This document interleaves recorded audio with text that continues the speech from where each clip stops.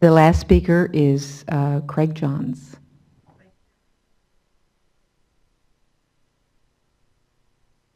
Dave Stoltz. Okay. Craig Johns, followed by Dave Stoltz. Thank you, Madam Vice Chair and board members, and I appreciate the time is late. And appreciate your sticking it out after your 12-and-a-half-hour marathon last night. The only reason that I would like to revisit some points that were made earlier this morning was the dialogue between board members regarding the request that Mr. McLaughlin made relative to the language that was struck out on page 7 of the May 5th draft. And the reason, and Mr. Wiles responded that those, I believe, just to paraphrase Mr. Wiles' response, is those criteria are better placed in the analysis that the lead agency was going to be doing under CEQA. And the only point that I would like to make here is that if you go back to page 6 in section D1A, the mandate to the regional boards here is that they do the analysis, the feasibility analysis under 13142.5B, and I'll take my drink later. It doesn't say that you can rely on the analysis in the CEQA document, and we are not suggesting that be changed to that, but we do think that it's appropriate that the regional boards take into consideration and do the analysis that was in this red stricken language. We would ask that it be put back in because of that. They're all relevant criteria to comparing subsurface versus ocean water intakes, and it's certainly relevant that the regional board, in conjunction with the state board staff, do that type of analysis in order to satisfy its obligations under the water code feasibility analysis. So I just wanted to make that clarifying point and ask that you reinsert that language again. Thank you. Could you talk about the danger of not including it? What do you see? Give an example of how leaving it the way it is would preclude the project proponent from making this case on these factors. Well, for one, you just heard a speaker recommend that this other language be changed on page 5. Mr. Luster mentioned at the very top, to consider whether any sites were subsurface. So God forbid if the state board were willing to take that language, you could have a situation where perhaps you could cite subsurface facilities 100, 200 miles away. Now you're going to need to analyze it, I would think, whether or not there's adequate infrastructure, conveyance infrastructure to get that down 200 miles away, what the impacts are going to be to groundwater, to water users in that particular area, all of those things. So they are relevant to the analysis that needs to be conducted on the technology review as well, not just on siting. Thank you. Now, the last speaker is Mr. Dave Stoltz. Is he here? Oh, okay, he left. Then we have heard our speakers. We are going to take a few minutes to, and Felicia asked that we do this, to talk with staff about the issues that are outstanding to each of us, so that over the lunch break, the staff can be working on addressing some of those issues, or at least finding some answers. So who wants to start? I don't care. Do you want to start? I don't have a lot. I'm kind of more in listening mode today, but I do have a preference on the optional language. I think it's fine to include it, but I wouldn't have a problem with going along with the other recommendation that Mr. Bishop mentioned on resolution language. But I'd like to include it nonetheless, whether it's in the official language or in the resolution. I would prefer, if we're going to include it, that it be included in the resolution the way that Mr. Bishop recommended, rather than the optional language that staff provided in the amendments itself. In addition to that, I would ask staff to consider and look through the suggested changes by Mr.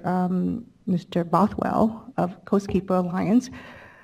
Not all of them, but I think there were a few, without, I'll have to go through it, but there were a few that I thought would help clarify things a bit. And that's it for me. Yeah, I appreciate the thoughtful input and suggested language that we've heard from everyone. I'm looking at this through the lens of the regional board. I used to serve on the regional board in the Bay Area, and I'm thinking of as a liaison to the Central Coast Regional Board, where a lot of these facilities are proposed. And I want to affirm, in my mind, staff's recommendation to strike those factors, because I think the regional board decision-making should be narrow to the point of 13.142.5b. And that by definition through the process, they must consider CEQA. And so from the lens of the regional board's responsibilities, this is a lot to go through. And I think they want to rely on the lead agency to provide the other environmental impacts as they go through their requirements to evaluate intake very specifically as under the Port of Cologne, as well as the discharge issues. So I think this is the right approach. And in that regard, some of the, for instance, the suggested language by Coastkeeper et al. Starts to create expectations for the regional board, to, for instance, look at 3 different alternatives minimum. I think that's putting too much burden on the regional board process. I also want you to look at the suggested language by Coastal Commission. I liked the nearby alternative because it did speak to the concern that Mr. Johns indicated, that it should be a reasonable range of alternatives that are nearby, but not a set amount. And those are just some thoughts. Again, we need to manage the workload of the regional water boards. These are volunteer board members. They take their job very seriously. We need to focus their efforts and then build on the strength created by state agency alignment through the MOU process that's proposed, and then the lead agency is really responsible for demonstrating the water supply context. That should not be on the regional board, in my opinion. Yeah, I would just second what Mr. Moore said, in particular with respect to the recommendation to require the regional board to consider 3 alternative sites. I agree with Mr. Moore. I think that was one of the changes that I would not be comfortable with. And thank you for reminding us of the suggestion from Mr. Luster with respect to the nearby areas. I think with the nearby areas, that goes a long way into, I think, some of the concerns regarding alternative sites without having to clearly, require a certain number.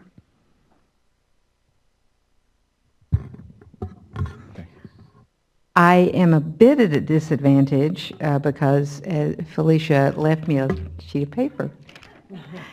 But she admitted that she didn't really have time to expand on her single word or a 2-word list. So I am simply going to read the list, and then we can talk with her when she returns. She will be back here by 2 o'clock, and we will be back here by 2. Feasibility is one area that she has some questions about. Mitigation issues. Right. Mitigation issues, and I suspect wanting to make sure that the language, and this is something I share with her on this one, or at least I have this concern, and I think I share with her on this one, that we want to make sure that the mitigation there is an opportunity for taking advantage of new information as we move forward, so that if there are new approaches, new formulas, that our Blue Ribbon Panel and others have come to some new conclusions on mitigation, that we're able to use those new approaches in a way that's constructive. Before you move on to the next one, it's dangerous to try to put myself into the minds of our chair, but I was sitting next to her, and I think when one of the speakers talked about the 10-to-1 ratio, she had mentioned a note that she wanted to revisit that. So I'll just flag that for staff. Okay. And ratio point, that's it, right? Okay. Ooh, so I can think like Felicia. Well, and she also had a good Now, point. maybe we should just take a vote and vote for her as well. I don't know. And actually, I am quite interested in the MOA because I do think that there is a real problem with financial problem and economic or ecological problem with forum shopping. And I don't get the sense from the resolution that we will take care of that. It's listed, citing is listed, but the goal, in my opinion, should be that our regional boards would not have to address these issues if there is no appropriate site. And we don't make those citing decisions, I don't think. We make, the state lands contributes to the citing decision. The Coastal Commission does as well. Our focus is on technology. And so that was one of the areas that I would like to see addressed. There was, Chair Marcus did bring up a big picture water issue in terms of the preference for commingling with wastewater discharge.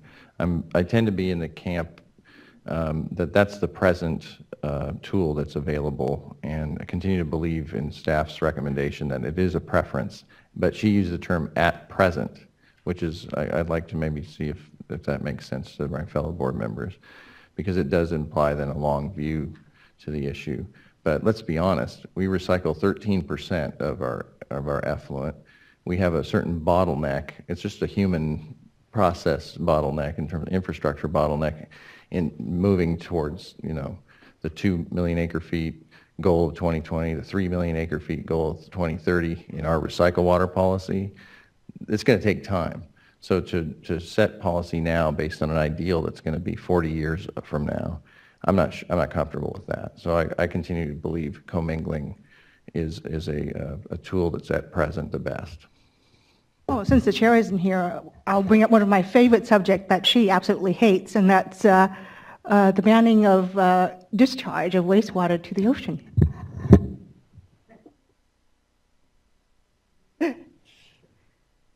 But That's not in the policy, so I don't think we need to add it. Thank you.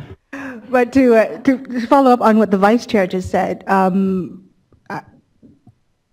appreciate Mr. Luster's comment regarding the whole, coordination with the other agencies, and I appreciate why staff chose to go with the MOU route versus giving direct order to other state agencies to work with us. But to the extent where, and perhaps you can solicit some idea from Mr. Luster during the break, to the extent where we can, if there's a potential to add a little bit more language to the resolution on the MOU, I would welcome that, in line with what Ms. Bivey-Weber said, as well as in line with what Mr. Luster recommended, not quite being a requirement, but something to stress the importance of what the vice chair articulated. And then I have one question for Phil Wiles, or I think really it's for you. There is the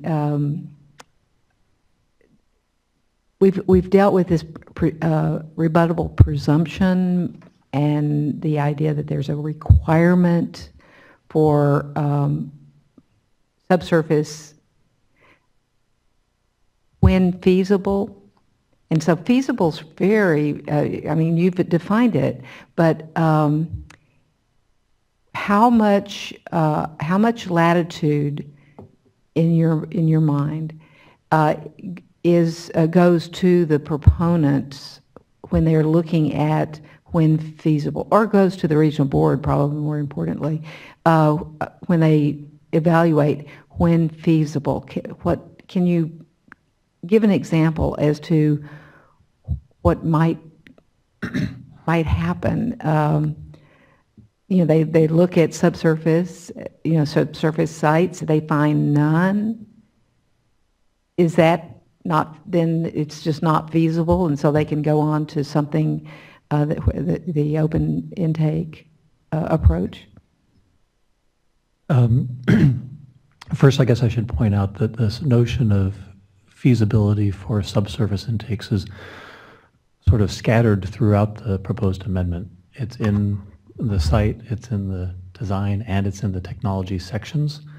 And I think Board Member Moore correctly pointed out the strongest statement, if you will, which I do frankly view as a form of a presumption under the technology section, that says that the Regional Water Board, in consultation with State Water Board staff, shall require subsurface intakes unless it determines that subsurface intakes are not feasible based on a comparative analysis of the factors between surface and subsurface. So there's also a number of statements in the siting and the design sections about if the regional board determines that subsurface intakes are infeasible, then on and on. The different factors that could cause subsurface intakes to be infeasible as determined by the regional board are frankly numerous. I mean, there are, as you mentioned, there is no site that's available that could actually provide the water where the water is needed, would be one for sure. We were in the change sheet trying to be very clear about economic feasibility, and that is essentially restating the CEQA case law about economic feasibility, where perhaps it's theoretically possible to install subsurface intakes, but the cost of doing it would essentially make it such that the entire desalination project would not pencil out. There's essentially a host of reasons why subsurface intakes may be determined by the regional board to not be feasible. But one key thing I think for everybody to remember is this amendment puts that burden on the regional board to make a decision. That decision is going to have to be supported by a record. That decision is subject to a petition to the State Water Board if people think that the regional board didn't properly make that determination. And this is all in the context that we're talking now about interpreting Water Code Section 13142.5b. There may be, and I think there hasn't been a lot of discussion with the board members just now about the public trust issues, but there may frankly be other reasons not related to 13142.5b, like perhaps a public trust issue where a regional board concludes that even though subsurface intakes are not feasible, there are overriding public trust concerns that cause it to conclude that even in that situation, the facility should not go forward using surface water intakes. So it's a different analysis. That's why we didn't put it in the proposed amendments, and I wanted to sort of mention that just so the people who asked for that understand our rationale. But it is an overriding consideration for the regional boards to consider. It may be that they say, well, subsurface intakes aren't feasible, but then again, we don't really need a desalination facility here either. Thank you. Any other questions or comments? Then do you feel like you have enough, John, Phil, to put some recommendations together? And if we come back at 2 o'clock, I would suggest that it's impossible for us to Okay. come back at 2 o'clock at this point. So to what? 2:15 would probably be enough time for folks to grab something and then talk about those things. Perfect. Thank you. We will reconvene at 2:15.